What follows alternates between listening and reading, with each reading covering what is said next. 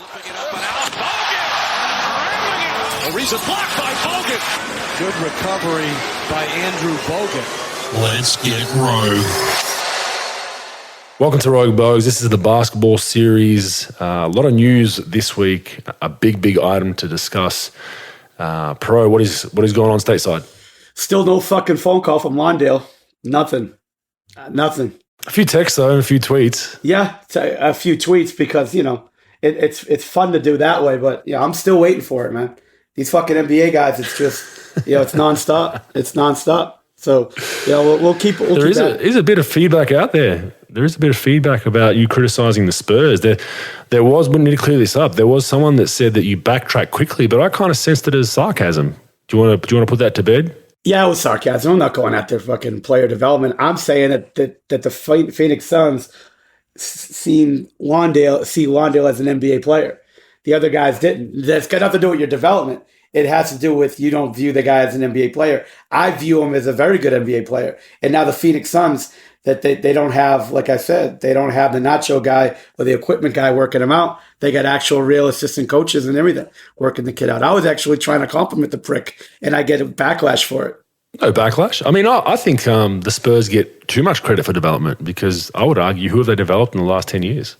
I think obviously Tim Duncan's a Hall of Famer, Tony Parker obviously, and Manu. But I think I'd argue Manu had some pretty good credentials coming in. So did Tim Duncan. Okay, Tony Parker. But other than that, they've had a lot of young players the last 10 years. Could you argue Kawhi maybe? But I guess development as a whole in the NBA isn't what it used to be. But at the same time, I think Spurs, I don't think they're horrible at it. I just think they get a lot of credit. They get too much credit for it, Pro. That's my opinion. Well, I think there's levels of development, right? Like when you see the Spurs guys that were so good back early on, the Duncan, the Ginobili, the Parkers, and even Kawhi to a certain degree, obviously. I think you see it, all right, they developed them into superstars. I don't think you develop superstars. I think superstars are God-given, in the sense that you reshape them, you get them better at certain things. But if you never worked with Tim Duncan was still going to be a superstar in 30 of the 29 other NBA teams. I would argue Ginobili will probably be 20 out of 30 teams. He would have flourished. I think Parker would have flourished in at least half the teams. And I think that's important because if Parker played, somewhere else, if he got drafted by the Boston Celtics at that time, his career would have went different places, in my opinion. It's like Dirk, we talk about, Dirk's supposed to get drafted by the Boston Celtics when Rick Pitino was there. If he did, I think his career in the NBA would have taken a completely different path. The Spurs, I think, do a really good job developing players, but I think that you're handcuffed to a certain degree of how good that player can get. I think you can maximize. You're talking about Jacob Poeltl, right? You're not gonna. I don't care who's working with him. You can get the Mount Rushmore of development coaches on Jacob Poeltl. You're not gonna turn him into Wilt Chamberlain. You know what I'm saying? So I think the Spurs do a good job. I just think that if you don't get the right talent, that those guys are just going to become good players. They're not going to become great. I don't care how good or bad your development is. But we always joke about the Spurs and stuff. But I think, look, don't get me wrong. I put on record, I'm not saying they're shitty. I just think they get too much credit. I think it's always the Spurs are the pinnacle. I think they're good at it. They're not. I don't think they're the bee's knees or this kind of matrix of play development. That's my point. I think they get a lot of free passes, and they haven't been that good for since their Hall of Famers have all retired. So it's just one of those things that I observe. Anyway, let's get into this. Okay, our friend Mr. Sarver in Phoenix. There's a lot to cover here, and we will be joined by, or I will be joined by. Pro took the night off. I will be joined by a special guest. Whoa! Back the fuck up! I just talked. Don't blame me. Minutes ago. I talked to you 8 minutes ago, and you go, "Oh, by the way, I got a 20-minute interview with Strauss." Okay, thanks, bye. And then I'm like, "Whoa, what?" So this is where it stops. This is in corporations where people get. We're segueing you out, man. Yeah. I'm getting segued out for somebody. Out. But you're anyways, you're the Sarver of the Rogue Bogues pod. We're just kind of going to give you. That's not fair. But yes, you just broke. We will have Mr. Sherwood Strauss on for about 20 minutes after we cover our point of view on this, and he has a really Really, really interesting take. Deep dive into everything going on. But anyway, he's suspended for a year. Mr. Sarver is. There is a lot to uncover. Look, he has been reported to have said some ridiculous things, done some ridiculous things. I want to make clear I don't condone any of the things that he said, even though they are brought on by interviews of people saying he said that. There's no smoking gun a la Donald Sterling. So that does need to be noted. There's nothing on record. This is all hearsay at this point. But there was enough hearsay to suspend him for a year. There is a lot going on now. There's the head of the MBPA right now has come out and said, who is that? That is, MBPA Executive Director, Tamika Tremaglio, has basically said that they demand Sarver suspended for life, a la Sterling. Basically, the quote is, we are calling for a lifetime ban. We do not want him to be in a position where he's managing or engaging with individuals who are engaging with our players or the players themselves. We are absolutely clear from the findings that they're in this report that we do not want him to be in that position. So it's very interesting that there's numerous ways to look at this. I believe that, look, whenever you interview people that worked for a big corporation and they've moved on, there's a lot of majority of people aren't going to have nice things to say about a boss or a CEO or a manager. Does not excuse the comments that were made. Does, in my opinion, this warrant a lifetime ban? For me, no. I think, with everything that's come out, I think a suspension, a fine, I think it's in that realm. The issue with this is there is a slippery slope because you look at it the other hand, Anthony Edwards Pro over the last couple of weeks has posted a video that many deem homophobic, had made some inappropriate comments to some people he saw on a street and posted I don't know why you'd post that, but anyway, posted it on his Instagram in a video making fun of, the LGBT and the rest of the letters community. I don't keep up and I'm not being funny. I don't know how many other letters there are, but people would look at that as saying that's pretty controversial. He most likely will not be suspended. He might get a fine. There's previous instances of players and coaches being involved in DUIs, had criminal convictions. We look at KCP, who I played with and I mentioned a couple of pods ago, who was still allowed work release to play in the league while he was serving a damn sentence. So there's a lot of, you'd say, hypocrisy within this because there's arguably worse things that have been done by players, coaches, and probably other owners that were actual criminal offences that got much more lenient kind of results, right? So that's the first thing. I'm not sure if you want to get too much into that, Pro, but my belief is like every boss, you don't excuse what's said. I would much rather, Pro, in my opinion, if you're dealing with someone like Sarver who has said this, I would much rather the employee or the manager or his executive assistant call him out on the spot. And now people will say, well, you can't do that because you're going to get fired. I call bullshit to that because if there's other people in the room and you call someone out for like, hey, that's inappropriate, don't say that. And then he goes then on to fire you because you disagreed and there's witnesses, you're in a gold mine of a lawsuit, right? You're going to get paid out, you've got witnesses and you addressed it properly. I have an issue with this going years later than having an investigation because you just don't know what is 100% fact. Now, there's smoke, there's fire. I believe in that, and I believe Sarver's taking his medicine. That's kind of where I stand on it. And once again, for the bedwetters, I don't agree with the comments made. But where do you stand on that part of it, first off, Pro? Well, I stand, first of all, that the guy is missing out on about 420 ass whoopings from the age of 12 to the age of 19 to figure out what the fuck you should say to people or not. And I truly believe that. The guy should have got his ass kicked, in his earlier years to smarten the fuck up. The way he treated people, he's the worst owner in pro sports, maybe besides the Washington Redskins guy, Snyder. He's easily one of the worst owners in the history of mankind. The things that he said as far as using the N-word and, even though he's trying to paraphrase and things like that.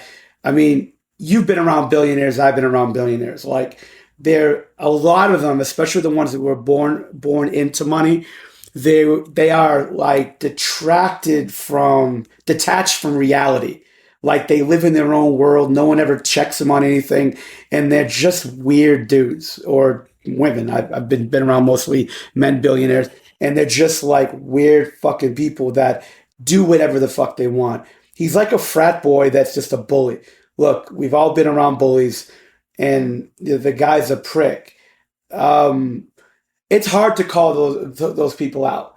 You know, I'm one of the most outspoken people, especially when things you say something that's not right in front of me. And look, I've been bullied when I was at the Mavs. I've been bullied a little bit, you know, with certain situations. Not to this extent, not even close, but like you do feel a certain pressure because you don't want to be that person. You don't want to be that rat.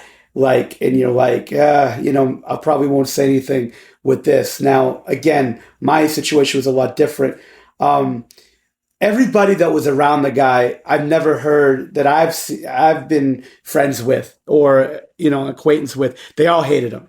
Like there wasn't one person that said, no, Sarver's a good guy, treats me good. Not one fucking person, Bogues. A universal, I would say about 50 people that I've talked to and spoken to over the years that like interacts with the guy, and they all hated him, from coaches to players to what have you. I don't think he should get the team taken from him. I think he's an embarrassment for sure. You know, plenty of people had the opportunity to record the guy to get real hard evidence with them because like this has been going on for over a decade. And like, I could see if this thing went on 20 years ago and now they're resurfacing stuff from 20 years ago. They've been resurfacing stuff from a few years ago. Like people have phones, they record stuff. We know the people who've done that. Like, why not? Like, why not get some type of hard evidence?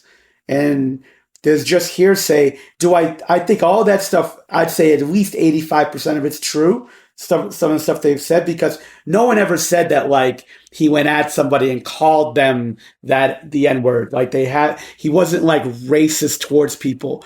You know, he was paraphrasing. It doesn't make it right by any stretch of the imagination. But like, no one's come out and said, even the people that completely hate the guy that he's fired or done wrong by, like no one ever like twisted stories and said like, oh no, he did this. Like they're all basically the same, like paraphrasing it basically like, why can't I say it when other people are able to say it? Like he's one of those guys. And to me, he's a dick. The guy should have gotten his ass kicked early in life to straighten himself out. And that I don't think you should take the team from him. I think a year away from it and $10 million. I mean, I don't know what's fair or what's not. I think that, look, the league dealt with it. I think Adam Silver did a good job dealing with it. You know, I would think, without talking about it, and I don't know what Ethan said, but like, I think that if Silver thought he was going to get the votes or had the votes and he thought that would, you know, put him in a great light, he probably took the temperature of the room and knows that he's not going to get the votes right now from ownership, you know, so he's probably like, you know, this is what it is. It's a year and $10 million, in my opinion. Yeah, I think I think I agree with you. I think the actions are not warranted in today's day and world, and I think 1 year's about fair for me. I don't think there's enough to warrant taking the team off the guy, right? We knew as players he was one of the stingiest owners in the league. He'd never pay, you know, free agents wouldn't even go to him if they had a free agent on another team to even get a restricted offer, right? Because it is like, don't even bother with Phoenix. He'd barely even pay his own players. He's known to be a dick, known to be, you know, and whether you don't excuse that for being a billionaire, but it is kind of an MO with a lot of guys. Social nuance is not high in the character of billionaires, or social norms is just not. And I know a fair few people with high net worth similar to Sarver, and it's just not something that is a 10 out of 10 in their skill set. It just isn't. It's factual, right? It is what it is. But I think it's about right. My problem is there's no smoking gun to give him life. The issue I think that people are forgetting, or not forgetting, that people don't know about is, let's say they take the team off Sarver, right? And I think Adam Silver, I'll discuss this with Ethan a little bit at length, but there is a thing called discovery. If Sarver takes this to court, discovery would then involve opening other teams up to investigations. we do remember the Dallas Mavericks and their scandal a couple of years ago. That kind of disappeared. There was really no ramifications for Mark Cuban or the front office there. That kind of just went quietly, and that could get reopened amongst other owners' conduct. I guarantee you there's other owners in the league that have said and done silly things in meetings, and to what extent I don't know, but I guarantee you there's probably some unhappy, I 100% guarantee there's unhappy employees in every organization in the league with something at some time that an owner or a GM said. That's how the corporate world works. And I think that, employees, there's always someone that's unhappy or feels they're hard done by. It's a player-coach relationship, right, bro? It's like, I'm getting screwed. I don't like this guy, so I'm going to nitpick it. Oh, I think when he said this, he meant this or whatever, or she, right? So I think there's that part of it. And I think Adam Silver, read the temperature of the room with the owners and pro. Have we heard any other owners come out about this? I haven't read one comment about one other owner coming out questioning the suspension in the 1 year. That's a sign within itself to me. But the reason why I had Ethan on is he wrote an article on his Substack. We shared it in our group. We chatted about it, pro, Ethan and I, and kind of went back and forth about different things. To me, he has kind of dug deep and old school journalism, which I'll touch, and we'll touch on it real quick, and I'll get your thoughts on it, pro, before I go to the Ethan interview. Bob Iger, the CEO of Disney, pro, former CEO, as of 16, 18 months ago, he's been on record as wanting to own an NBA team one day, and this was years and years ago, before he resigned from Disney or moved on. Want to own an NBA team, specifically the Phoenix Suns. Would love to be involved with the Phoenix Suns one day. So you've got that.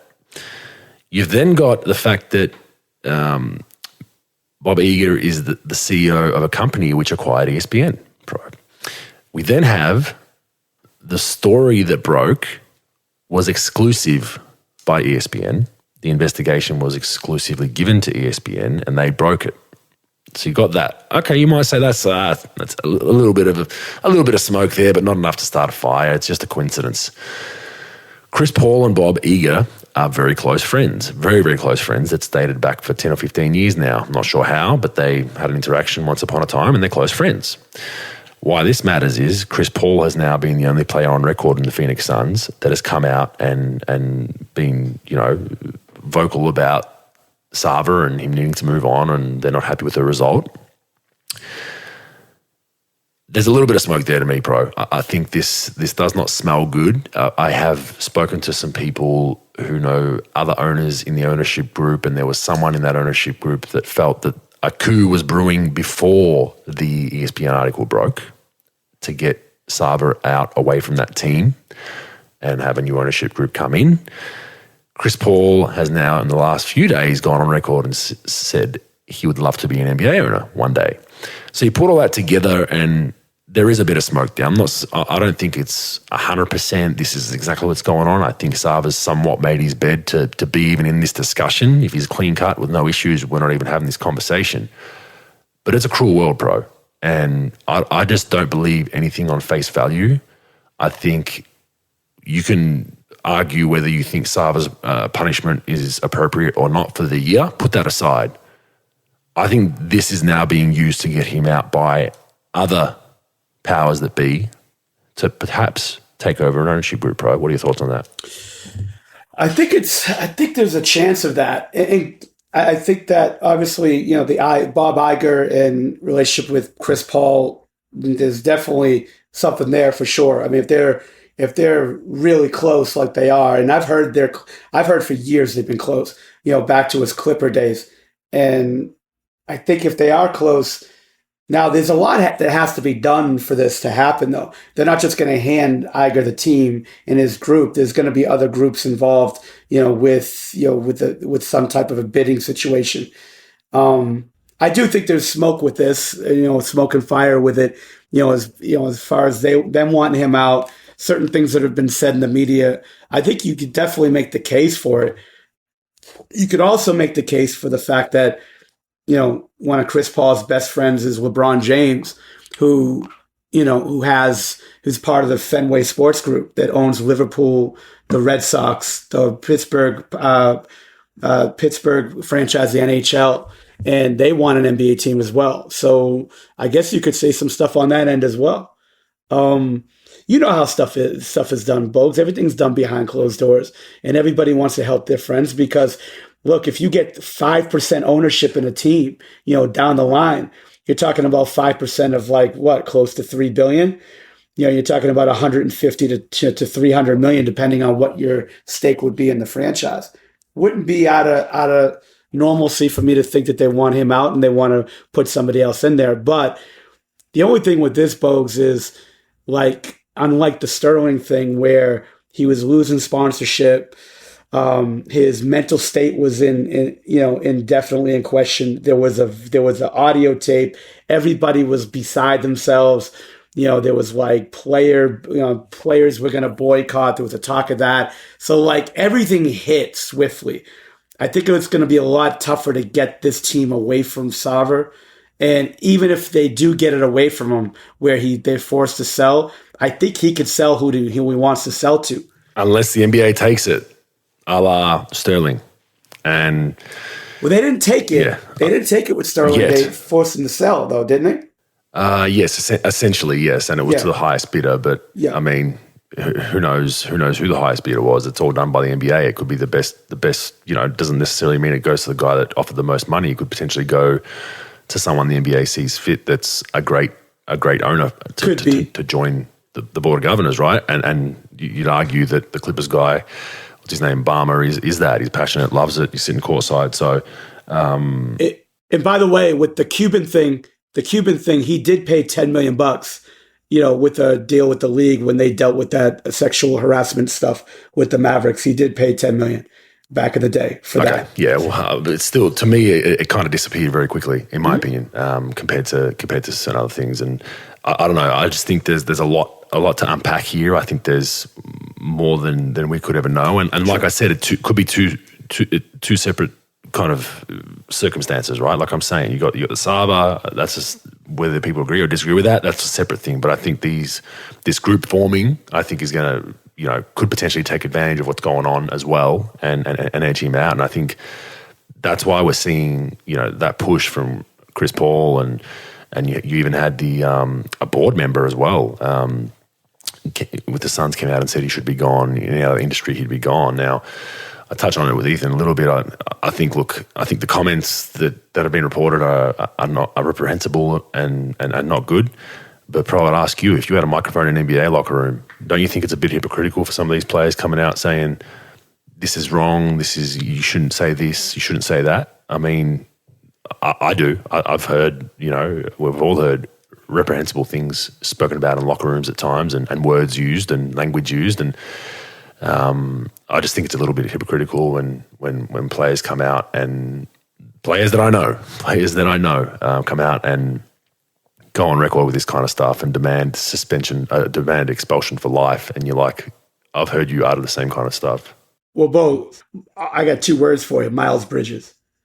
Okay, there's nothing. The Edwards thing, you could probably say, it was a one-time thing. It was mild in the sense it was still said and it was still wrong. It was a little mild, where it wasn't completely hateful. Da da da da da. If you're gonna say about he's misogynist towards women, if you're gonna talk to Sarver about, which I've heard the comments and things. Obviously, they were out of poor taste, but it wasn't it wasn't like sexual harassment. He didn't rape anybody, not even close to that. He just said some awkward shit. Again, billionaire that fucking detached from reality. Miles Bridges beat the fuck out of a woman. And not one NBA player said, look, if NBA players are going to say, I want Sarver out, okay, that's great. That you're entitled to your opinion. But one of your players, fucking completely. Now that case isn't done yet, but let's be honest. I mean, we know which way the fucking wind's blowing on that. Not one player, not one manager, not one fucking no one.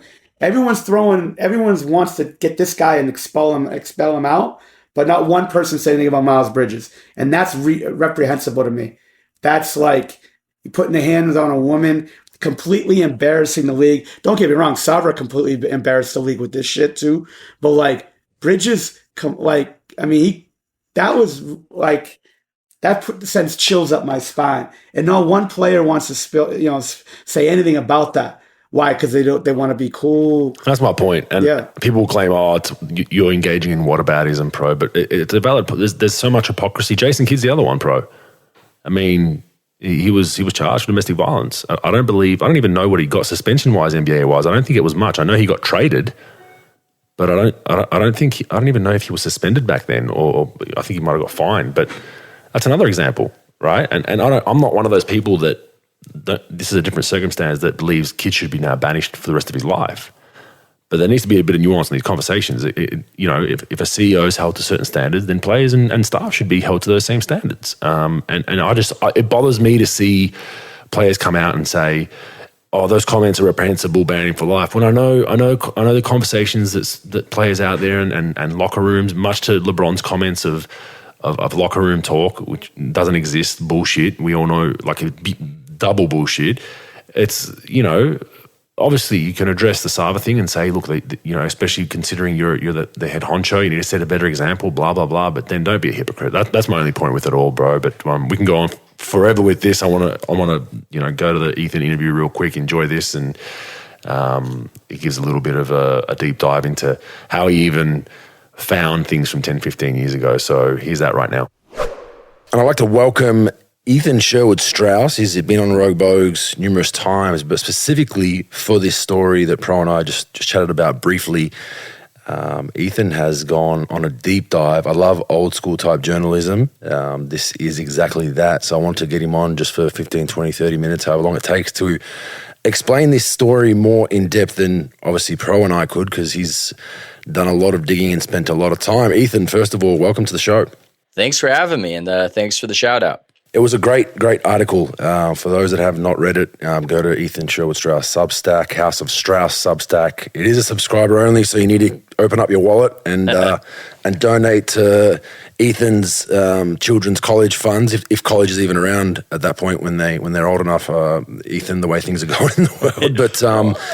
I'm doing okay now that Adam Silver is paying me on the sly because I defended him in this article. So at least, I'm not going to lose the house. So at least I got that. Is that the rumor? Is that the rumor? I don't know. I'm just starting it. I just like the idea. I like the idea of it. In a way, I differentiated the site at the beginning because I was willing to criticize Adam Silver, which doesn't generally happen, or hasn't generally happened since he took over in 2014 in a lot of mainstream sports media spaces. And so when this Robert Sarver situation came down the pike, there were people reaching out and saying, "Oh my God, I can't wait for you to roast this guy." But the one small problem was I looked at the decision he made on Sarver, and I really didn't have any issue with it when it comes to his prerogatives. And I felt as though in this case, it was the media that was being unreasonable and that Adam Silver was being fairly reasonable.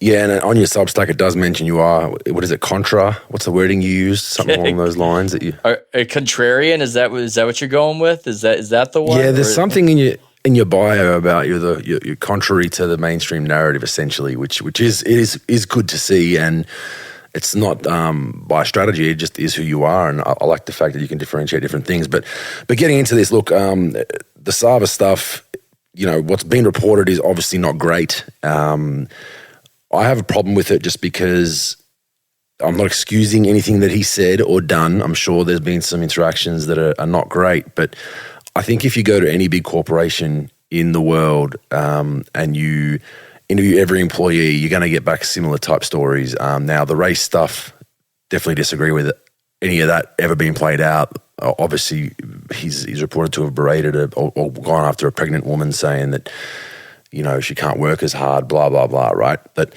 we got to kind of separate that to a number of different things. You go into the realm of players and the infractions and the, I guess, poor decisions that players have made, that coaches have made, DUIs, domestic violence. I mean, there's guys that, I think you mentioned your article, Jason Kidd, domestic violence, was traded away and playing.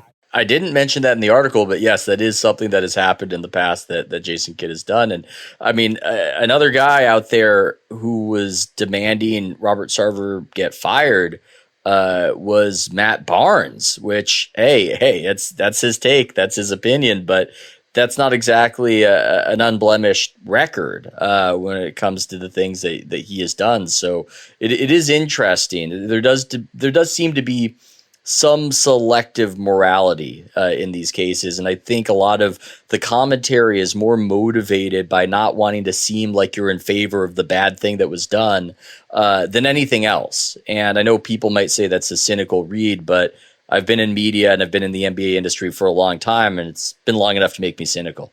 Yeah, and you can not agree with things that have been reported, but you can also have a different take on suspension length. Should he lose the license or the franchise or the team for life, all that kind of stuff? People will then obviously refer to whataboutism when you're bringing up players' infractions, coaches, but there is a double standard there. There definitely is. I, as a former player, would argue that if you put a microphone in a locker room, technically, over the course of a season, everyone in that locker room would be cancelled if they were in the corporate world. Come on, Andrew. LeBron said that there's no room for sexism in our game. I don't know what you're talking about. I think that's a stretch. That's a stretch right there to think that. But to what you're getting at, this is part of what makes things complicated. Is that this is not like working at the bank. Right? Something funny happens, and I think it helps me write a few articles that there's this big gap between how the NBA actually is, and frankly has always been, and how it has to present itself to the world as much cleaner than what it actually is. And no matter how much HR culture creeps in, no matter how many owners get banned or players get fined, or you force Anthony Edwards to apologize for just randomly saying homophobic things to people on the street and putting it on the internet, you're not going to change the nature of the beast, which is a very high testosterone product where swashbuckling young men do this kind of combat in front of millions of people for hundreds of millions of dollars. It breeds a certain culture. It's show business, and it's also a little something else. And you're not going to make it clean. And maybe somebody could argue that it should be cleaner. And there's obviously too far. You couldn't have players or owners just walking through the offices, and there are offices with NBA teams, and like just groping women, right? That's something that you could not have. But it's also just not going to be corporate America at the same time. And what that ends up doing in some of these cases we're seeing, it sometimes provides an opportunity for these power struggles. And I think people might have already forgotten about the Danny Ferry situation, where he was the GM of the Hawks, and he said something about Lul Deng, and said, I think he's got a little African in him or something like that, to insinuate that he was sort of a bit of a swindler, or whatever you want to say. And he said it in a private conversation where they were just talking about scouting reports on players. That instance where Ferry got fired was part of a power struggle between the owner and the minority owner at that time. And so there's something interesting happening in some of these cases where the taboos of the era are being used by cynical people to try to acquire control. And when I see something like the Sarver situation in the Suns, there are a lot of interesting things happening there. You know, the minority owner stabbed Sarver in the back immediately in this case. Or in the front, I should say. And a lot of rumors, a lot of discussion around the league about how much of this information that's out there is coming from him. Other things people are noticing. Bob Iger reported to be interested in buying the Phoenix Suns specifically. Bob Iger, great friends with Chris Paul, says he texts him 7 times a week, talks to him 4 times a week. I mean, that is a friendship for one of the busiest men in corporate America. He recently left Disney, which owns ESPN, which has been driving the bus on all of this coverage. I mean, I am not trying to impugn whatever coverage they have there. It was questioned by Robert Sarver and ultimately validated by the lawyers who looked into it. So, what was reported appears to be quite true, but are we watching in totality morality, or are we watching a hostile takeover masquerading as morality? And that's kind of what my article is about, along with some other things. Yeah, and I'll get into that in a second. I totally agree with your kind of looking at NBA teams and the gap between, what the NBA is presenting itself to be to what it is. I think using the word big is an understatement there, Ethan. I think it is beyond an understatement. I'll give you one example. You've been around locker rooms. Have you heard the term pause and sheesh? Yeah. Yes. Have you? Yes. Yes. Okay. So that was basis for context. There was a phase in the NBA and professional sports as a whole where if you said something that sounded, more on the LGBTQ side of language, where you might say something like a coach might say, get in a stance and get up in him. And someone would say sheesh because it sounded kind of, male to male, put two and two together. This went on for years in an NBA locker room, years when I was in the league. I would sometimes say things and get sheeshed by someone or paused by someone, and I would start to get pissed because I'd be on the court. It got on the court at times, Ethan. I'm not exaggerating this, where you'd say something like that. And guys want to banter and have fun and all that kind of stuff and make fun of each other, but you'd be in the middle of a close game. You take an issue with it's a little sus. Yeah, I gotta say. Yeah, maybe, but I'm not going to lie. I mean, everyone was involved in it. I probably did it a number of times, but it started to become frustrating for me because you'd be on the court and say something and someone would be like, sheesh, pause, oh my God, can't believe you said that. But anyway, just an example of let's not be hypocrites here when now everyone's for the cause publicly. But moving on from that, the stuff that you broke hasn't really been covered anywhere else. And this is what I've been searching the internet for. ESPN obviously is not going to break it because for those that don't know, they're owned by Disney. Former CEO Bob Iger, it's been noted he wants to join an ownership group or be an owner of an NBA team, specifically the Phoenix Suns. Friendship from Chris Paul relays back to 2009-10 somehow. It's just the old saying of where there's smoke, there's fire. I've got a breaking one for you, Ethan.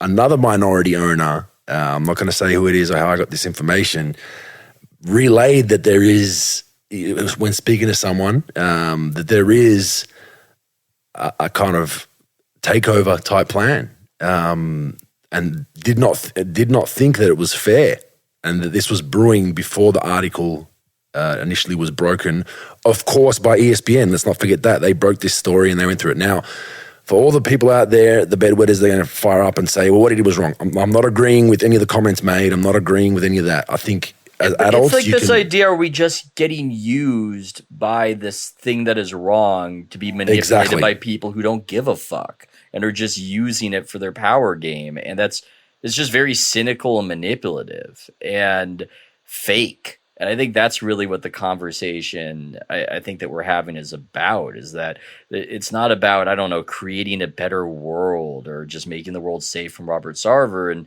it's complicated because Sarver is reputed to be an asshole and not especially fun to work with. But I know that's been known always, Ethan. It was, he's been a stingy owner, never wanted to spend money. We knew that in the league. Everyone knew that. Agents would never go to Phoenix when a guy could get a max potentially in free agency. They just wouldn't, because they're just like, these guys aren't going to pay anyone. Doesn't pay homegrown stars, doesn't pay whatever. I'm sure he's had interactions where he's been an asshole, and that's unfortunately. Well, I know you know people with the Warriors, and I know people with the Warriors who have worked for the Suns, and the general take, and maybe this will get aggregated, is that this is all a little overblown. Not that there's nothing there, right? Or that it's completely not the Robert Sarver they know, but there is a sense that you can excerpt a few things and you can completely paint a picture of somebody that is a bit exaggerated. And it's also complicated by how it's about his entire 18-year reign, and he is reputed to have been worse at the beginning. Now, still an asshole, and still an asshole is evidenced by how when the reports started to come out, it was just deny, otherwise known as lying. So look, I mean, now we're just getting into this different conversation away from the morality, and this is more the realpolitik. Somebody might look at that and say, well, he is not remorseful and he is not accountable, and therefore he needs to go. And I would say, theoretically, yes, that makes him a worse person, but that also makes him more dangerous to the NBA as they try to prosecute this case. Because somebody who has been laid low and feels shame and feels remorseful is more likely to slink away and say, okay, give me my couple $2 billion. I feel bad. I'm going to go away. Somebody who is resentful, who thinks he's done nothing wrong, and who is talking big. I'm not saying that I know he's talking big, but yeah, maybe talking big about, well, this guy did this, and well, this guy did that, and these other owners did stuff that was so much worse. Robert Sarver's the kind of guy to take that approach. And so there is a danger to the league in trying to take him out and take him down in service to this hostile takeover that is using morality and everybody weeping these big tears on ESPN and everything else. Yeah, and that's a very valid point, because for those that aren't familiar, if, let's say, Sarver got banned for life, took this to court, there would be a discovery process, correct, Ethan, where yes. I believe other teams could be investigated as to say, well, this owner did this and only got this, what's going on in other organizations, blah, blah, blah, blah, blah. And we haven't heard one owner comment on this. Now, they don't usually comment on things like this, but Cuban's one that's pretty out there and open about all topics, hasn't said a word, because the discovery process would air some dirty laundry from numerous teams. So I think that is to your point of why Adam Silver has said, you know what, he's made some mistakes. Now, this isn't, people are comparing this to Donald Sterling. Like, the thing with this is there's no smoking gun recording. There's none of that stuff, right? It's so kind you of have vague. to factor that in. Like 30,000 it's very foot open, view. yeah. Yeah, 30,000 foot view. There are a bunch of these things.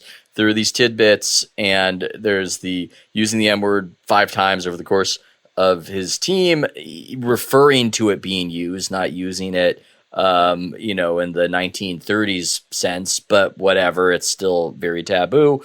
But I don't think if you ask the average sports fan what happened here, they could give you a clear picture versus the Donald Sterling situation, which was news and TMZ covered it up and down. And there was the recording of him saying all the awful things. And he was also this creepy scumbag who was not really a part of the NBA. And people didn't really know him like they know Sarver. And it was just easier to kind of cut him out. And it was made easier too. And this gets back again to what is the realistic way that you get somebody out? You need the owners to vote on it. You had enough of that for Sterling.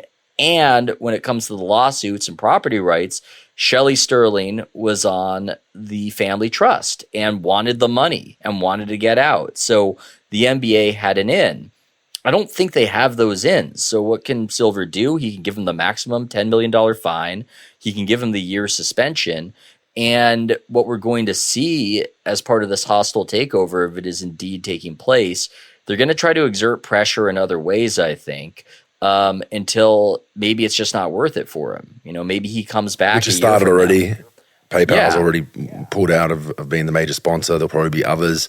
But remember, Ethan, this is a small market team that does receive a subsidy regardless. So if Sarver wanted to just play hardball and be like, you know what, I'm not selling this under any costs. As long as it's a break even for me, I don't care. It's like a middle finger to everybody. The NBA still, in the collective bargaining agreement, because they're a small market, is going to have to top them up and make them whole at the end of the season. So, And I mean, I don't know as far as sponsorships and everything else. I don't know what's behind the PayPal decision. It was interesting to see some media members reacting to it. And I have to say, revealing perhaps an ignorance of how money works, because it was, oh my God, he's messing with the money. He's going to go. And that's his money. That's the sponsor for the Suns. I mean, that doesn't affect the other owners, and it's not that much money in totality. So, if you get more of that and it impacts the league on a whole, that's one thing. I think maybe the danger for him is just that Chris Paul, who used to run the players union, plays for his team, and you're hearing more and more noises out of the players, and you're hearing the woman who runs the Players Association saying that he should go, and LeBron saying he should go. And if you get this drumbeat from players in the sense that maybe they will do something, I think that exerts more pressure. It's just hard to see. It does feel a little bit like a bluff in a way, because we saw it in the 2020 bubble where there was that brief threat to effectively go on strike, and then when they looked at what that would mean and what that would threaten, in terms of money, I think that they blinked, frankly. And so, look, none of us really care, I think, if Robert Sarver owns the Suns or not, or we're not here to defend him. But I think the media gets wrapped up in a moral crusade and isn't aware of these other factors and how it could actually damage the league overall. And one thing I mention is part of the appeal of owning an NBA team is that it's not taken from you. And certainly that it's not taken from you over the course of a humiliating process where they rummage through all of your trash and they interview, as is the case with Sarver, over 300 people who work for you or used to work for you, and it's taken from you and you've got to slink away in shame. That product is not as appealing to own as the product where that never happens and there's never a threat of it happening. And so that, somebody would say, well, why should I care about that as a fan? I don't know if you should care about it as a fan, but if you're running the NBA, and you've got to remember, the NBA lost tons of money during the pandemic. What got them through that? They took out huge loans. They maxed out the loan amounts. They maxed out the credit card. And all of their loans were based on the idea that the money spigot would turn on again and the money would flow again. And they would make everybody you loan them money whole. Now, let's say the value of a team starts to go in the wrong direction. Let's say we are in a recession and there are some cascading effects to that.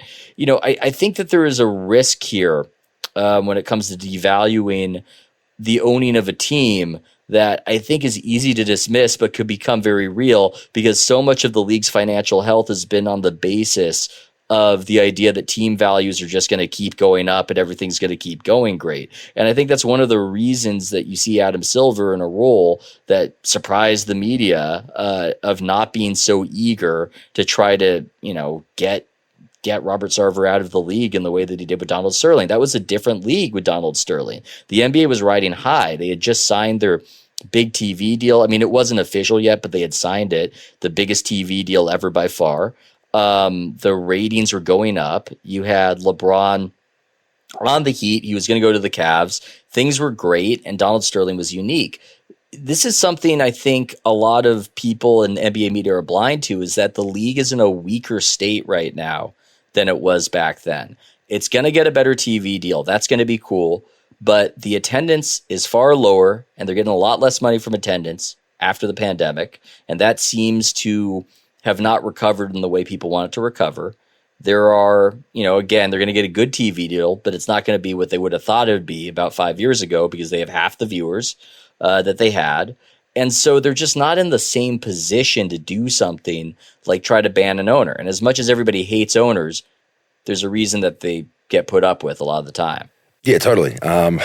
It's a kind of a tornado of different things and different factors. But I mean, Ethan, I love a good conspiracy theory, and this is not even a conspiracy theory in my opinion. There's a lot of smoking guns that are concerning when you factor in Chris Paul. He has just recently came out and said that he would love to be an owner at the end of his career too, Ethan. If you weren't aware of that, so there's that little piece of candy that's also being sold. It's one of those things where we don't want to assume too much, but there's so much circumstantial evidence that it is getting comical at a certain point where he's like, I'd like to be an owner of a team where it's warm, the air is dry. And no, he didn't say those parts, but it's feeling, yes, there is something interesting there. And there are a lot of, we can't tell you exactly what's happening in some of these smoke-filled rooms, but I just know that behind the scenes in the NBA, a lot of people are talking, a lot of theories are flying around. Yeah, and Chris is the only Phoenix Sun, as of today, I haven't checked, that has come out and publicly commented on this and kind of said that that Sarver essentially should be gone. One final question: how did you come onto this story? Was this because you actually circled back and found quotes from Bob Iger back in whenever that was, 2010, that he's good friends with Chris Paul? Was that something you read and then just it's automatically locked in your brain? You kind of, I saw that, or was it? Did you just go into deep dives It lodged in my mind. I mean, Ramona Shelburne had covered their relationship and written about it. And I remember reading about it at the time and thinking, that's kind of weird. Like, that's kind of strange. It's kind of strange. It's one thing if you hear that an NBA player is friends with one of the most famous business executives in the world. I guess that's not so strange, but a little odd just that Chris Paul's not LeBron. He's not at that level. So it was sort of, okay, well, that's interesting, and then, combine it with that degree of friendship. You think about, how many phone calls Bob Iger probably has to take over the course of a day and how hard he must work. And he's talking to Chris Paul every day and he's on the phone with him 4 days, 4 days out of 7. I mean, look, it lodged in my mind as a detail that was an interesting detail. And then when I went to Summer League, people were talking about this. People, like, the rumor mill was going about Bob Iger and the Suns. Now, I don't want to go too far and say this is totally what's happening here, because I'll be honest, I don't know. You watch a show like Succession, which who knows how realistic it is, but a lot of what's happening is very powerful people on the golf course yapping it up, and maybe this happens, or maybe I don't even think there's a golf course scene in Succession, but you know what I mean, that like there's a lot of informality with stuff like this, and you don't want to assume too much. I don't want somebody to take away from this that we exactly know this is happening. But again, it's circumstantially interesting that there were reports of Bob Iger wanting to buy the Suns, that there are reports of Bob Iger being close friends with Chris Paul, and Chris Paul is the only Phoenix Sun at the moment of this recording who has come out and said that the owner of the Phoenix Suns must resign. I mean, it's all very interesting, combined with the media institution Bob Iger ran until pretty much concurrent with his exit, launched a massive investigation into a mid-market NBA team that really almost nobody gives a fuck about and has never won a championship. I mean, it's a little weird. It is. It's a little weird. I don't want to impugn the great reporting of Baxter Holmes, whose reporting has proven correct, but all this circumstantial information is it's a little strange. Well, time will tell. I mean, time will be the great fix it all this, right? Like in a year's time, if Sarver's out and it's Chris Paul retires and joins an ownership group with Bob Iger and LeBron James, it's just a little LeBron taste James. of it. Yeah. Or it's just or like, who knows? Maybe it's simpler. Maybe it's just the minority owner, or coincidental, or maybe everybody was just so outraged and they couldn't take it anymore, Andrew. They couldn't take it anymore. This Robert Sarver situation, and he had to go. And all these other owners who are exactly the same, for whatever reason, it didn't happen. I don't know. I mean, that's the thing. I described a type when it comes to Robert Sarver, and I'm sure you've encountered this, of kind of a nerdy guy who buys an NBA team and he wants to be one of the fellas, but he's sort of socially awkward about it. And he's talking about pussy, and he's talking about, like this kind of guy. I've seen it so many times, and sometimes there's some inappropriate things said. And look, you never want to condone, the sexism, racism. Of course, you never want to condone any of that. But I've seen owners say some things that weren't sexist or racist, but they were inappropriate in a certain environment, and they didn't even know they were doing it. They thought, this is how we banter as an athlete. And you're like, no, no, it's not. So I've seen that so many different times with executives and people in suits, and it's the uncomfortableness of them trying to be comfortable and become one with the athletes, which will never really happen. You can't, that gap is very hard to fix. But yeah, you make a very valid point, man. Like it's this is that situation. I'm not excusing what was said, but like I said, to me, there's no smoking gun. There's no, a lot of it's hearsay. I can tell you for a fact, most NBA teams, if you go and do a deep dive like this, you're going to get a very similar result, bar probably, the silly epithets that Sarver used when he was relaying a story. I believe he used them. Instead of saying this is what they said and bleeping yourself out, he actually used the full word, which is stupid in itself. But I can tell you, a lot of NBA teams be in trouble. I mean, you just circle back to Dallas not so long ago. That just disappeared. Like, and there was no ramifications there. I mean, one guy lost his job or got moved on. Like it's just Donnie Nelson getting offered a massive contract before getting fired. Concurrent with this situation with his nephew having an executive allegedly come on to him in an interview setting. The whole thing, it was just the media. the media lost interest if it ever had it. And that one was very interesting. And a lot of these situations around the league are very interesting. And so we're watching a battle for control, for control of the Suns. My thing is this, again, you could make the argument that the media should be looking at this and that owners should be cleaning up their behavior and not running the place like a frat house. And I get all that.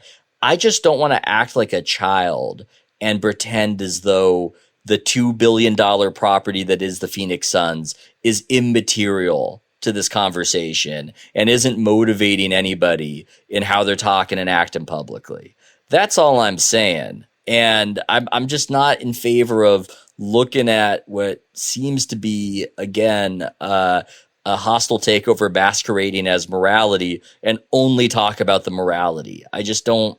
I don't think that really serves at least my interest and a lot of the subscribers who they want to know what's really going on and what's happening behind the scenes. And I think a lot of them can only take so much of all the rending of garments on ESPN about how sad and mad we all are when, let's face it, and hardcore NBA fans are into this, but a lot of people, they really just don't care too much. Yeah, I would agree. Check out House of Strauss Substack. Thanks, Ethan, for joining us for a quick second and just kind of breaking this down. I really like the story. I love the old school journalism. I'll say it again. I follow a few people like yourself, also in the political world, that do these deep dives on things that not many people talk about. And I love the old. I kind of picture you in your trench coat with a cigar and a rolled up newspaper, just kind of going door to door to NBA executives asking questions, and they're just like, oh shit, this guy's here. So real good article. Congrats, and appreciate you joining us on Rogue Bogues again. Thanks for having me, and thanks for the promo. All right, hope everyone enjoyed that. Thank you very much to Ethan again for joining us. Just a different take. I hope people enjoyed it. Yeah. Joining me. Yeah. Pro couldn't make it. He was at Sizzler. They had a lunch dinner combined special on, so he couldn't get out of the buffet. But no, I blame Ethan. Ethan scheduled a time with us, which was going to be right now when we record, Pro. Yep. And I won't give the reason why. I don't want to throw him under the bus, Pro, but he had to cancel. And then I had a spare afternoon yesterday, and I said, I can do it in the next 3 hours if you want. And we squeezed it out, Pro. So should we throw him under the bus or not? No. I do it. Because I wanted to come back on the show one day. Yeah, sure. Maybe both of us could be there that next time. I gave you the day off, Pro. Put your feet up on the couch. All right. Dennis Schroeder, Pro. Back to the LA Lakers. On $82 million less than previously offered, Bro. This one still gets me because I still can't believe he turned it down. I still can't believe you left that money on the table. But nonetheless, he's back with the Lakers. Now, they have a bit of a guard logjam there, Pro, don't they? Oh, yeah, they got more than that, for sure. For sure. I mean, I think it's a good pickup. I think it's a good pickup as far as I think he's worth more than the $2.5 million they're paying him, much more, in my opinion. But, I think writing on the wall for Westbrook, they got Beverly as well. LeBron handles the ball a lot, so there's an elephant in the room there, someone getting moved. But I like to pick up for the Lakers, and great job by Pelinka. Like just a stout negotiator, Pro. He saved the Lakers $82 million. There are resume fillers, and this is definitely one, man. If you saved him $80 million, good for him. Good for him.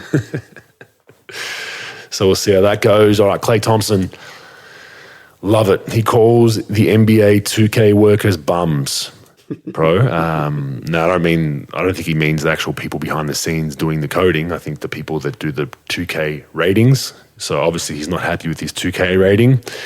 And it leads to a bigger discussion, Pro.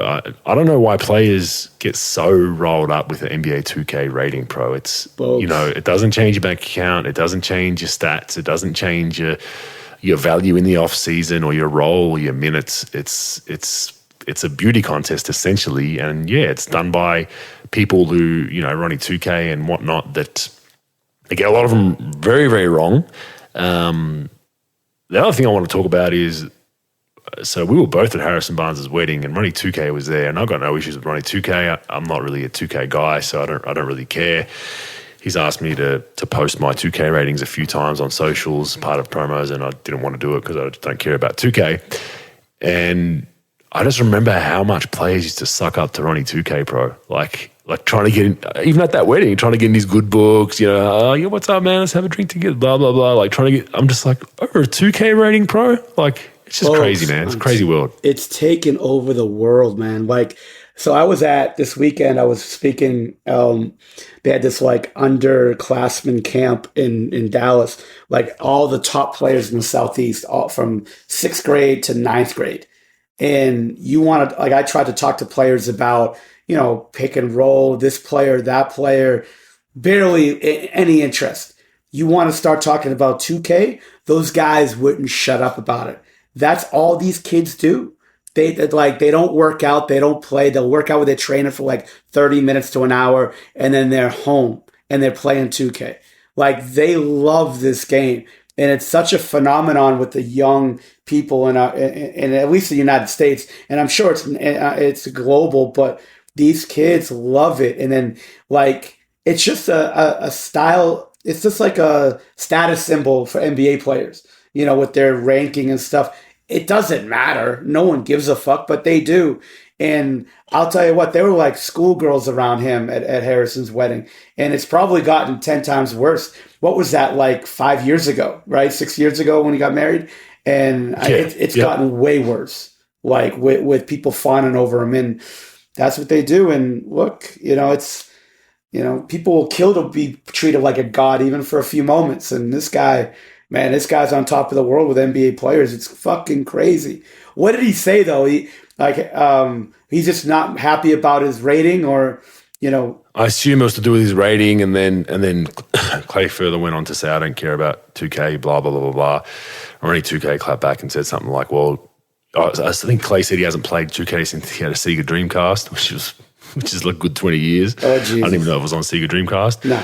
Ronnie 2K said, well, he must care if he's commenting, blah, blah, blah, blah, blah. But I mean, it's just, I don't get it. I'm probably in the minority. I don't care about it. I mean, Hassan Whiteside had get my 2K rating T-shirt up 1 year before he even signed his max deal. I'm like, bro, I'm pretty sure the big contract's more important than your 2K rating. But each to their own. I just thought it was funny. Love it, Klay Thompson. He's a call it as he sees it. He's never going to hold back. He's not filtered. So we need more players like that. Pro, we have another hacking in the NBA Twitter world, pro. Another hacking. Rest in peace to Doc Rivers. He has apparently been hacked. Now, you think it's legit? I'm not too sure. His account has liked a bunch of pornographic material, pro. Probably not the best place to do it if you're a head coach of an NBA team. But his likes were filled with pornographic likes. The hack thing, I'm not sure. Look, if I'm hacking someone's account, I'm probably going to do more damage than just pop a few likes on some porn. That's just me if I was a hacker. And we know NBA players love to throw out that I was hacked. I mean, I'm surprised Anthony Edwards didn't use that line. Someone, an AI used my voice and posted that on my Instagram, because it's probably half plausible. People might believe it these days. But you believe this could be true, pro? You believe he was really hacked? Folks, I'm just saying, like, for a 19-year-old kid to do it, I'd be like, yeah, he's probably dumb enough to do it. But, like, I gotta say that Doc's smart enough to know that, like, if I like this, he's not a 90-year-old guy trying to use social media. Like, I don't know. That was going to be my argument. You knocked it out of the park. Older people aren't. He's not that young, pro. What is he? 60s? I mean, yeah. They're not that in tune. I know some 50, 60-year-old family and friends who send emails to the wrong people all the time. They try to send you an attachment and it's a photo of a frying pan from their kitchen. Like, either way, it's not good for him. I don't know. I don't care. Look, if you want to fucking fuck around with porn with your Twitter account, go right ahead. I'm just saying, I think he's got enough sense that, like, he's got to know that people, like, people are going to see that. But again, this is a weird world we live in. So I don't know. I'm going to say that he's got enough sense that he's going to know that that's going to be, but again, up is down, left is fucking right. I don't know. I'm just waiting for the asteroid to hit, Bogues. Well, I didn't see what he liked. I didn't go into a deep dive, but there were sources saying that he liked a lot of 3-on-1 porn, in reference to his 3-1 leads in the playoff. Oh, fuck. Here we go. That's what I've heard. It might not be true, but 3-1 was kind of his fetish. But get that unhacked, old Doc Rivers, and move on with that. Remaining, okay, pro, we're going to play a little game. Let's do it. Remaining NBA free agents left. I'm going to go through some names. You've got 3 categories, so get these right. Write this down. There's 3 categories you're going to give me when I mention each name. Guaranteed before camp, which gives us, 2 or 3 weeks. Mid-season pickup / 10-day merry-go-round, or time to retire. You got those? I'll put it in my notes right now. Just retire. Guaranteed before camp, mid-season pickup / 10-day merry-go-round, and time to retire. Get on your bike. All right, first one, Carmelo Anthony. Guaranteed. Guaranteed. Oh, well, I think he's guaranteed. I think he still played pretty well last year, and you can do a whole lot worse. Blake Griffin. Retire. You want it? You think he should retire? You think he's done? He's definitely not guaranteed. All right, I'll put him in the mid-season. I'm gonna. Talk you off it. Beautiful. Yeah, I'm not a big peer pressure guy, but you talked me into it. Mid-season. Yeah, I'm probably pick up after mid-season, meaning after camp. So I think he'll get picked up if there's injuries. Eric Bledsoe. Mid-season. Agree. Mid-season to me. DeMarcus Cousins. Mid-season. I think somebody's gonna. He is still pretty productive. The problem, I can't tell him to retire. He's too young, and he is productive. The problem is everywhere he goes, fucking people hate him. Like they end up hating him. Unfortunately, he's the Sarver of NBA players. No, fuck. I don't know what the fuck he is, but it just, it's his talent level, he should be guaranteed even at this age. No is what you're doubt, saying. Yeah. But I would say mid-season, definitely not retired, too young. Yeah, same. Mid-season / injury. Hassan Whiteside. Mid-season, too young. I'm not a huge Whiteside guy, but too young. I would say mid-season. What do you say? Retire? Agree. Mid-season. I think I think mid-season. He's too young. You can use a rim protecting backup big as your 10 to 13 on a roster. Your guy, Rajon Rondo. Mid-season for sure. Mid-season won't get a pickup before camp. Okay. Well, I think he should, but you know what? He's smart with his body. Why the fuck? If you're a vet like that, if you're a vet and you're needed, if you're like LaMarcus Aldridge, right? And someone offers you today, you might want to take it, get your legs going, but if you know you're going to be picked up, and the same team will be there in December and January that are saying, "Oh, come to camp." Some guys are fuck that. I'm not going through that shit. I'll stay in shape. I'll stretch. Skip training camp. Skip October, November. Yeah, and then I'll come in, do your 48-hour physical, and that's it. The run on the treadmills, all the conditioning you're doing. There you go. What do you say? I like it. I think he might get picked up before camp. I think there's some teams that could use a nice backup point guard, and the problem is he's a polarizing guy, right? You either love him or you hate him. So he's probably got a split bench, a split kind of NBA head coach / assistants in the NBA. So he's probably alienated half the teams, and half the teams love him. So I think he might get picked up. We'll see. Dwight Howard, pro. I'd say mid-season. I think that I'm just talking reality with this stuff. When I'm not saying camp or before camp or whatever, I think Dwight Howard's been productive the last 1 or 2 spots he's been at. This year, I thought he was pretty good. When they threw him into the fray of things, I thought, he was JaVale McGee 2.0. He revitalized his career, meaning being that third big or whatever, or backup. He was pretty productive when he did play minutes. So I do think there is a spot for him. Problem is he's the wrong position because people don't like his position these days. But I think that you need a big banger that could guard bigger players, especially come close to playoff time. I say mid-season. Someone out east, surely. Yeah, like Miami or Brooklyn, one of those teams that has a Boston. bunch of. Boston's got Luke. Even Boston, yeah. Boston's got Luke Cornett. He's the Ryan Brokoff of big guys in the NBA. He's a guy that you would think that's doing your taxes. You got Dwight Howard right there. Sign Dwight Howard. You know what I'm saying? Like you're trying to get a Especially with championship. Embiid sitting out there, you're going to have to go through Philly with Embiid. So I can't. Yeah, I think you're right. I think it's going to be a mid-season, and I think it's going to be someone out east that's going to sign him to tool up.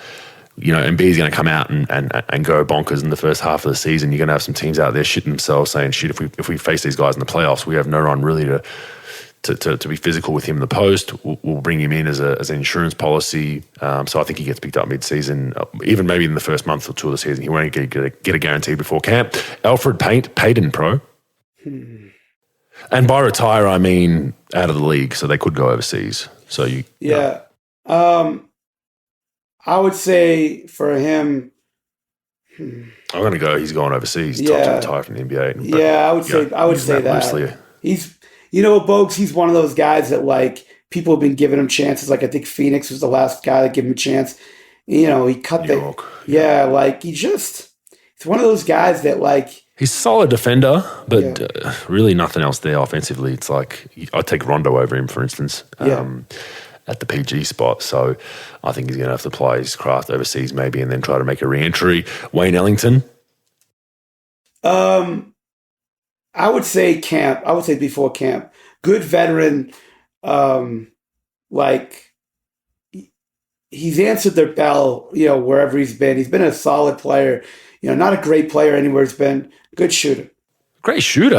I'm always surprised that he's kind of left this. He's always floating around. Like he's a great set 3-point shooter with a value of threes. I'm surprised that he's not more valued as a 10, 11, 12 guy. Like you can't. They don't grow on trees. These set shooters. I agree, but you know what, Bogues? Like when you go a year or two without really making a big splash, especially when you get older, ageism in this NBA with, especially players like. They start labeling you a little bit like, he lost it, this and that. But he's still good enough to be an end of year rotation guy, could knock down shots. He's smart. He's always a high character guy, never in trouble. I think someone's going to assign him now. The problem is a lot of these teams want these younger guys. We've talked about it on prior shows. It's going to be hard for him to really get a real chance to get into a lineup or whatever. But I think a team would be like, you know what? We got a young team. Let's bring him in. We might need him in February or March. He's good to have. I think he's going to sign before camp. Okay, same. Yeah, I think he'll get signed before camp. Tristan Thompson. I would say mid-season. Yeah, same. I don't think he's quite gone yet. I'm taking Dwight, even potentially Whiteside over Tristan as far as playing ability. I think they can give you more on the court. I think Tristan, maybe if you want that veteran presence. But yeah, I'm not totally sold on him getting one preseason. LaMarcus Aldridge, I'm assuming you're staying mid-season after your conversation a couple of minutes ago. I'm going to say mid-season. Yep, same. Yeah, same. I think it'd be a smart thing for him to do with his body, and don't forget he took a year. How long? He was out of the game for a year or two as well, and then has come back the last 2 years. About a year. Yeah. Avery Bradley. I would retire. Yeah, I think retire as well. Can be mid-season pickup as a floating veteran, but I think he should have been that last season and it didn't eventuate. Rodney Hood. Retire. Yeah, he's fallen off, man. He was a. I think I've heard he's got some issues with anxiety and whatnot, like throwing up before games and stuff. But he was a bucket in Utah, man. And I felt like that was a perfect situation for him. And he wanted out, remember? He wanted out and wanted greener pastures, and be careful what you wish for. It's fallen apart since then. So I think he could potentially get picked up mid-season, maybe a team that's kind of floating around 8 to 14, starts shutting guys down. Are they /tanking? They need a scorer to come in and just make sure the fans still come and watch games. He might be that guy, but sure. This might be his last hurrah, pro. Isaiah Thomas? Retire. Agree. Yeah, retire. Like a small scoring guard. Like you don't really bring any other role to the team besides getting buckets, and you're not signing a 10, 11, 12, 13 guy to get your buckets, bro. Let's be honest. It just hasn't worked the last couple of years. And I think he's a good player. I know he got hurt when he was in Cleveland or whatever. He had that problem. And, he's played in Washington and in LA and in some places. And it's not like he's not good enough, but like he's up there in age. the height thing. There are only a certain amount of teams that would take a smaller guy. And, if they're not knocking down your door early to do it, it's really hard. And look, we just rifled off about, 20 names. And a lot of them are in his position. I get it, but there's a lot of people that want jobs, and it's not that easy for them to get back in.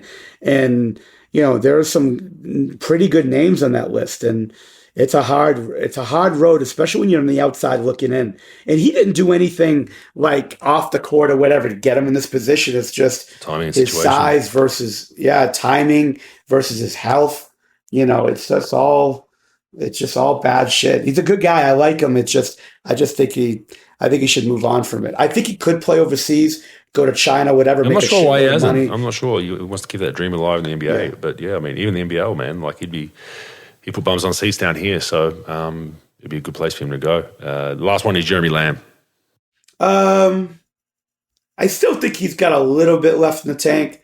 I would say like mid-season. I don't think anybody's going to give him a guaranteed deal before camp. I don't think he's quite, because he's a like an assassin, scoring. Like he does score a little bit. He's not a guy who's going to run your offense or anything, but like he's, he definitely could come off the bench and score a little bit. I think that there's still a place for him. It's still a 50-50 shot if someone's going to give him a chance, but I don't think he should retire just yet. What do you say, Bogues? Yeah, I think mid-season, 10-day merry-go-round, he'll get another deal.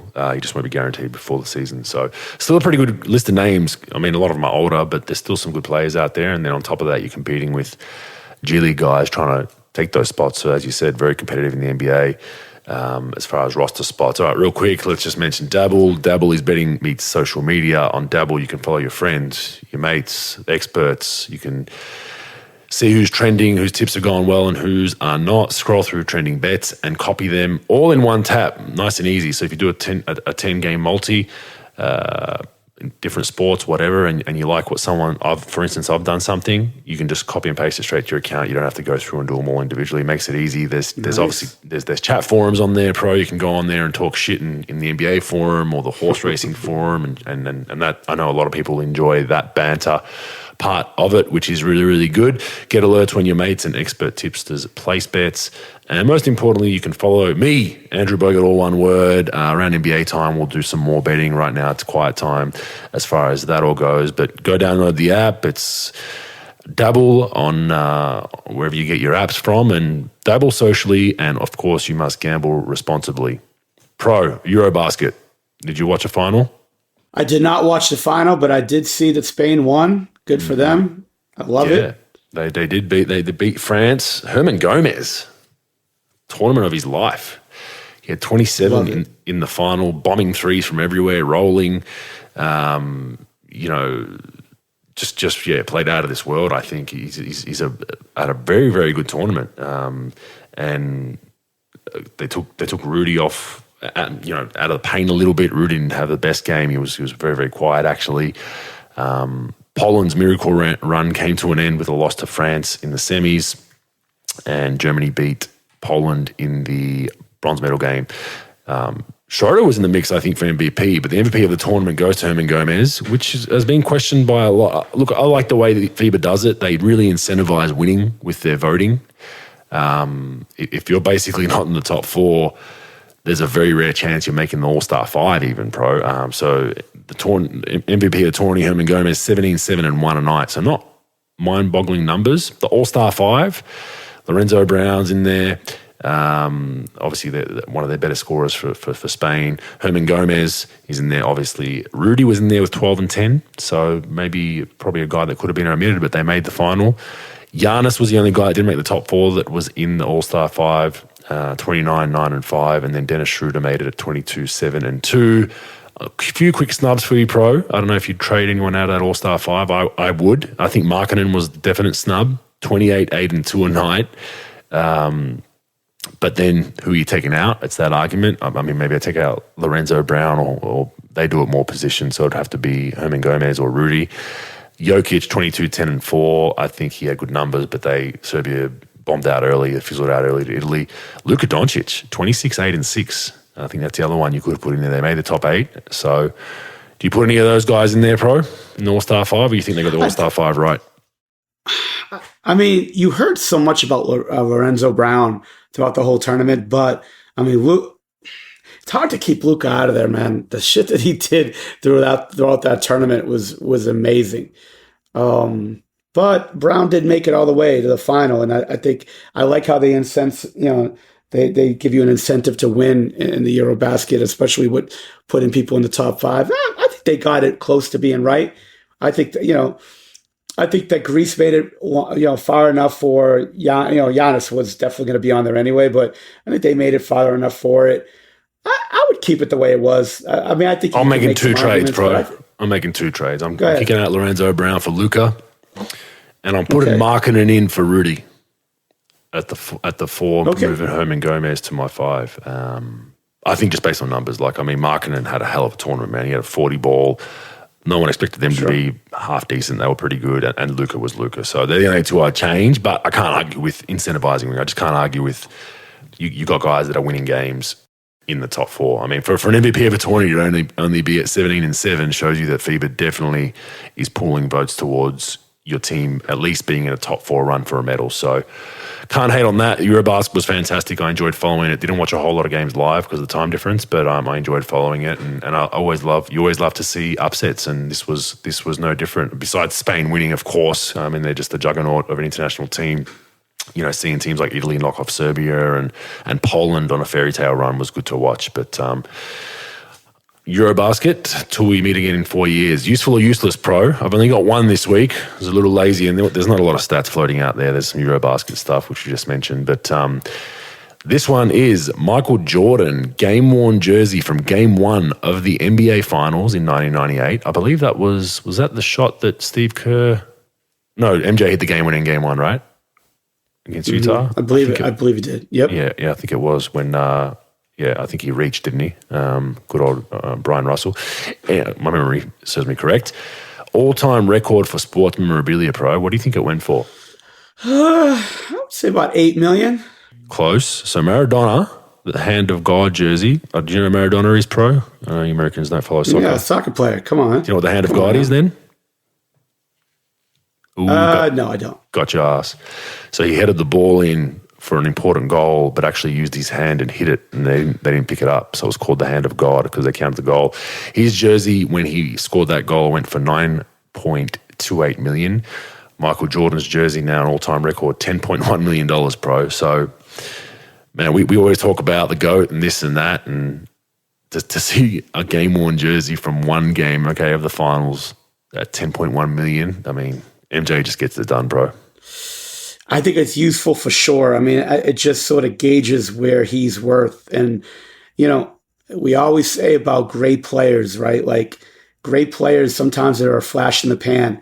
They're like meteors going across the sky. It's like they're loved at 1 minute. It's sort of like the Clyde Drexler argument, right? Like, Clyde Drexler was a great player, Hall of Famer, but totally forgotten by 98% of the basketball public. Nothing to do with it. It's over time. MJ just carries it over time. Muhammad Ali, him, Tiger Woods, like, there are specific athletes that are just, they're just juggernauts for 30, 40, 50, 100 years. And I think that MJ he's just on top, man. It's just hard. It's hard to ever fathom that any other athlete that could overtake him as far as the best of all time. And I think you gauge it with things like this, where a game-worn jersey from 24 years ago is going for $10 million, 10 plus, and they're breaking records. The guy's ridiculous. Besides not being able to sell his mansion in Chicago, the guy's been unbelievable with that's been there for a while, with things like this. Yeah, he's the Rolex of sports memorabilia. Like, he's. If you want the best and the most well-known, his memorabilia just goes crazy. So definitely useful for me as well, Pro. What do you have this week for us? Well, all right, Bogues. We're talking Phoenix Suns. Fact or fake news? Chris Paul will be in the ownership group at some point of the Phoenix Suns.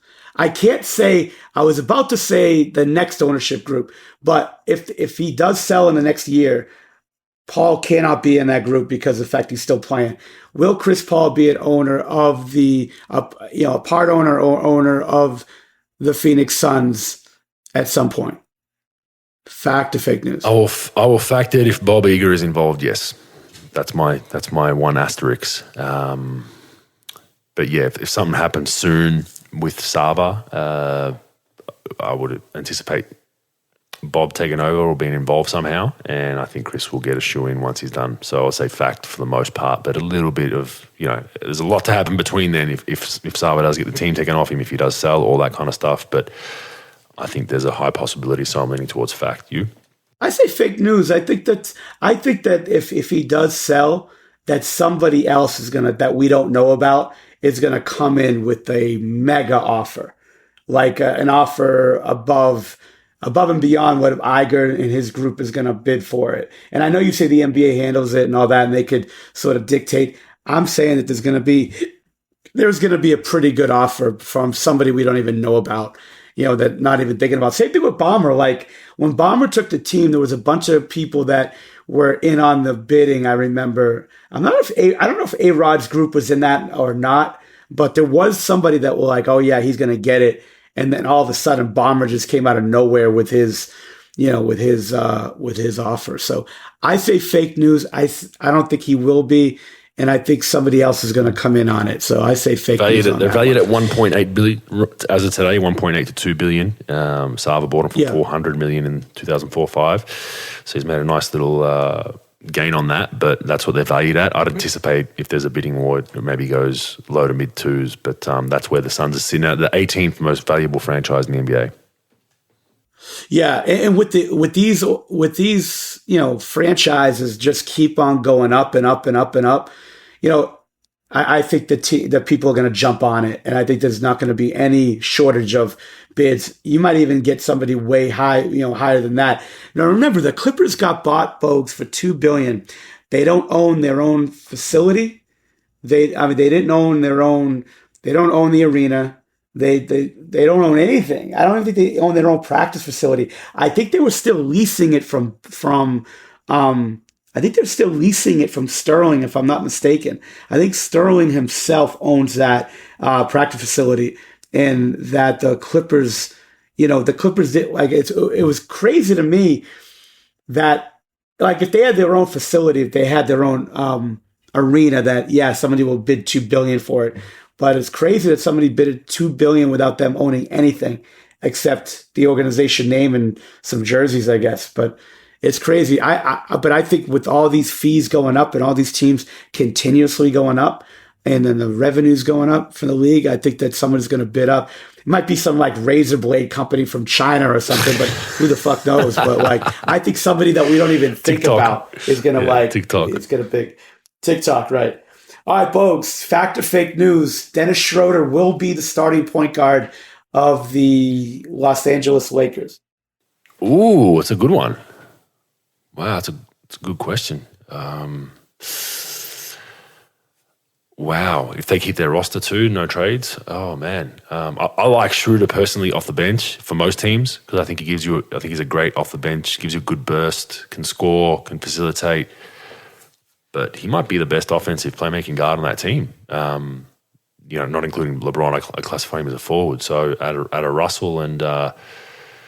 I guess Russell can get you the triple doubles, but we just haven't seen it on the Lakers, right? So I could be wrong on the playmaking thing, but with LeBron on the team, that the guards are off the ball. So long-winded answer, I think he still comes off the bench. I think you lose Russ completely if you bench him, if he stays on the roster. And I think Beverly brings a different dynamic defensively for him. So they might even go with a defensive lineup potentially. But and Beverly's shooting the three ball better than he has in previous years. So I would say he's going to come off the bench. So fake news, he won't start. Fake news? Yeah, I say fake news because my argument of the NBA baptism argument, which everybody's baptized before training camp, non-shooters become shooters, bad people find God. Everybody's just, Westbrook is going to be reprogrammed. He's going to be Russell back, the 2011 Russell Westbrook. Everything's going to be solved. They will start him. Everything's going to be great. We're going to, happy times are here again. I think he starts. I say fake news. I don't think Schroeder starts. I think a lot of people are going to make memes about it, and you'll probably hear a lot about it in the media. They're going to start him, Westbrook and all this stuff, and all that bullshit. But I think that they will start him. I don't think that anybody wants to go through that. I don't think Darvin Ham wants to go through that whole thing early on in his career where he's bringing him off the bench. I think they start him. So I say fake news. Okay. All right. So the Las Vegas Aces, Bogues, they won the WNBA championship. They just won it a few hours ago. Becky Hammon will be an NBA head coach this coming offseason. Fact or fake news? Fake news. She's got to go back to back now. She's locked in for life with the WNBA pro. But no, fake news. $1 million a year, man. Sorry? Yeah, she's making some cash. Fake news. She's not. I think she's done a fantastic job there, and just to come out of it, I don't think the WNBA championship means much in your interview process for the NBA. That's just my opinion. I don't think it matters. Have we seen it? Have we seen someone go from WNBA head coach to NBA head coach in NBA history? I don't think we have we? Could be wrong, fact checkers, but I'm pretty sure that hasn't happened. And I don't think it's going to happen. I think she will still need to work her way up to, maybe a best case would be a head assistant spot somewhere. Yeah, I think she's going to become at some point. It just like the WNBA championship. If it was crowned in, I don't know, if it was crowned in like April or May, there could be enough like, why, we told you, I just think because it's being crowned in September that it's going to get buried a little bit. She will be a head coach in the NBA at some point. I just don't think it's going to be next year. I say fake news. There you go. I agree. All right. That wraps up another episode, Pro. Thanks for joining us for this episode. Unlike the Ethan one, it's nice to have you online with us, and we will see everyone next week. See you guys later. Wandale, give me a fucking call, would you? Let's get Rowe.